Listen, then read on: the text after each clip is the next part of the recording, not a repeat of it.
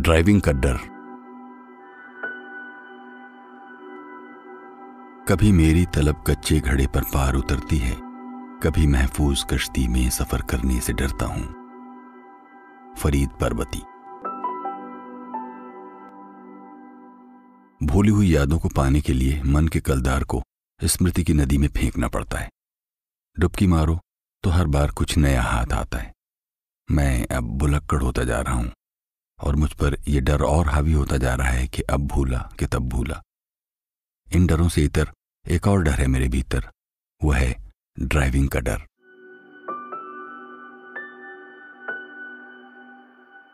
मुझे हमेशा से ही ड्राइविंग से डर लगता रहा, लेकिन बचपन में गाड़ियों के पीछे लटकने से कभी नहीं डरा। गाड़ियों के पीछे लटक कर स्कूल जाने का आनंद किसी भी महंगी गाड़ी में बैठने के सुख से बेहतर होता है। 10वीं कक्षा की बोर्ड परीक्षा के दौरान लगभग 22 किलोमीटर की दैनिक सड़क यात्रा बालू ढोने वाले ट्रक या ट्रैक्टर के पीछे लटक कर ही तो की थी मैंने। लखीसराय से तेतरहाट गांव तक आने जाने के लिए समय पर पहुंचने की गारंटी थी वो गाड़ियां।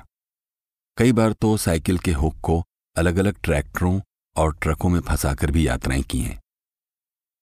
उस दिन 10वीं की अंतिम परीक्षा थी। तैयार होकर घर से निकला और निकलते ही सामने ट्रक दिख गया। आंखें अविलंब चमक गईं। लपक कर ट्रक के पीछे लटक गया। ट्रक बालू से भरा था और बालू उड़ उड़ कर मुझे परेशान कर रही थी।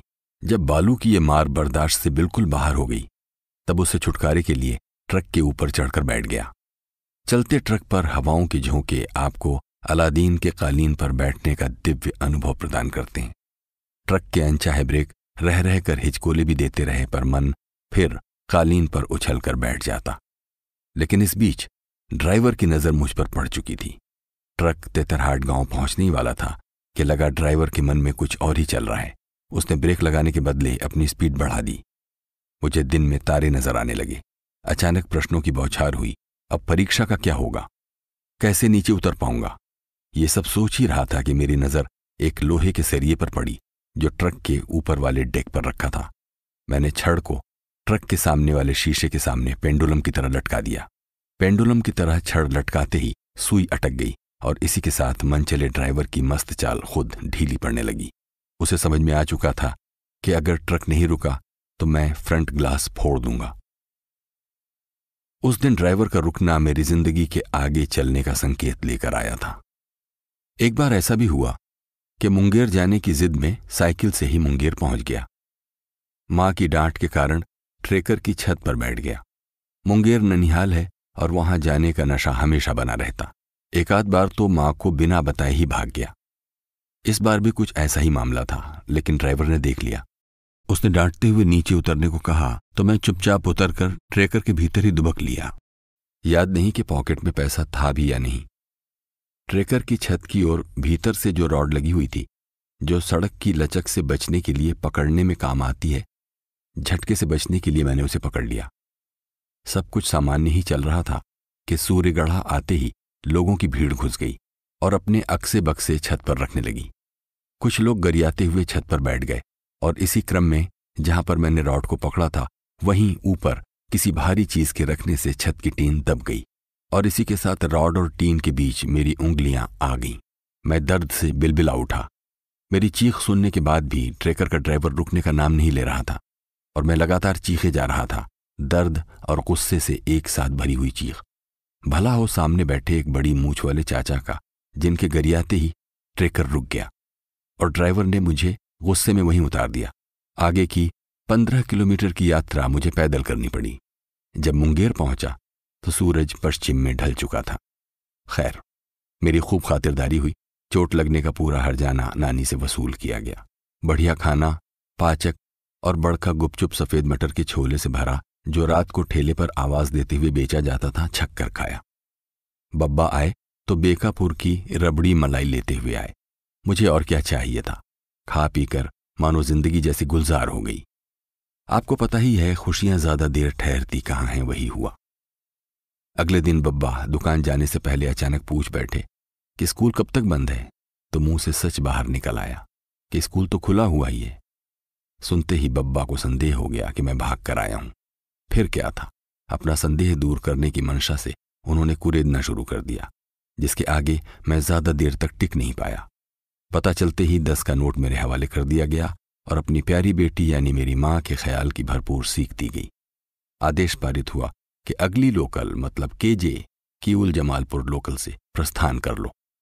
कीउल जमालपुर लोकल जमालपुर स्टेशन से 5 बजे शाम को चलती थी, तो कुल मिलाकर मेरे पास 5 घंटे अभी और बचे थे। नानी ने मेरे पसंद की पतली अरहर की दाल, बासमती चावल, आलू की भुजिया, टमाटर की नमकीन चटनी बनाई और मैंने ये सब छक कर खाया। शाम को जब जमालपुर स्टेशन पहुंचा तो पता चला ट्रेन 4 घंटे लेट से चल रही है और अभी कीउल से आई ही नहीं है। ट्रेन 9 बजे रात को खुली और मैंने आदतन टिकट नहीं लिया। अब हर पल डर का साया मेरे साथ था कि अगले पल कोई भी मुझे दबोच लेगा। टीटी आया तो मैं डर से बाथरूम में घुस गया। हालांकि जब निकला तो वो उसी कोच में बैठा मिला, सबके साथ ताश खेलता हुआ। इस रूप में उसे देखते ही मेरा दिल जोर से धड़कना बंद कर चुका था। मैं वहीं कोने में बैठ गया। ट्रेन की बत्ती ऐसी थी कि कभी 200 वॉट का बल्ब तो कभी 0 वॉट का। रोशनी यूं बस भूतहा माहौल बनाती हुई आ जा रही थी।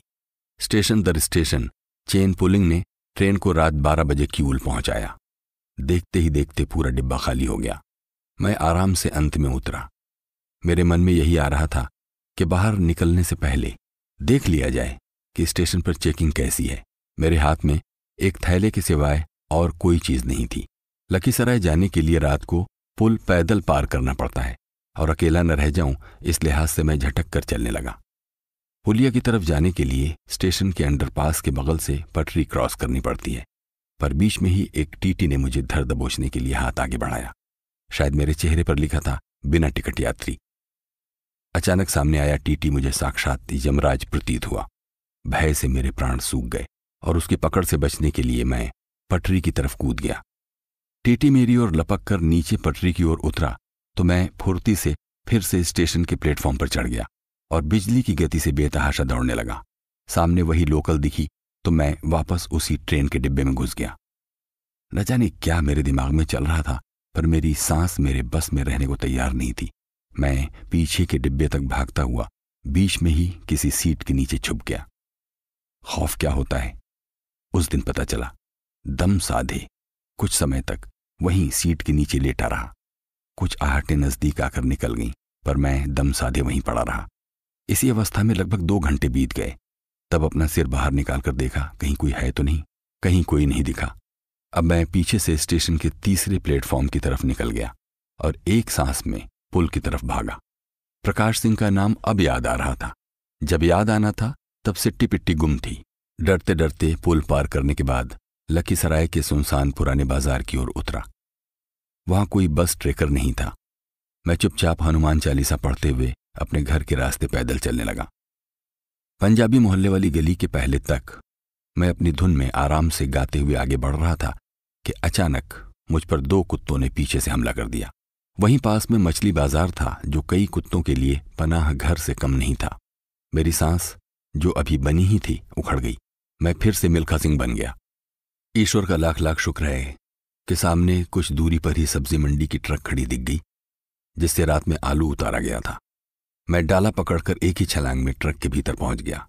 कुत्ते हिंसक रूप से नीचे टहल रहे थे और मैं बुरी तरह से थक चुका था।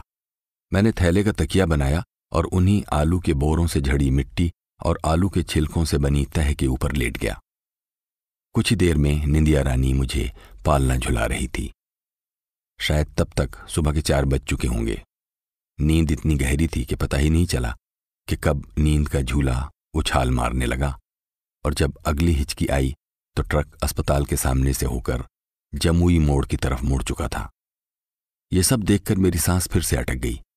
सोचने लगा आज कौन से नक्षत्र में निकला था कि एक एक कर अकल्पनीय घटनाएं घटती जा रही हैं, पर इस बार ज्यादा दिक्कत नहीं हुई। 1-2 बार ही पीछे लटकी जंजीर को ठोका तो ड्राइवर ने ब्रेक लगा दी। हालांकि उतरते हुए एक तगड़ा चांटा जरूर रसीद कर दिया।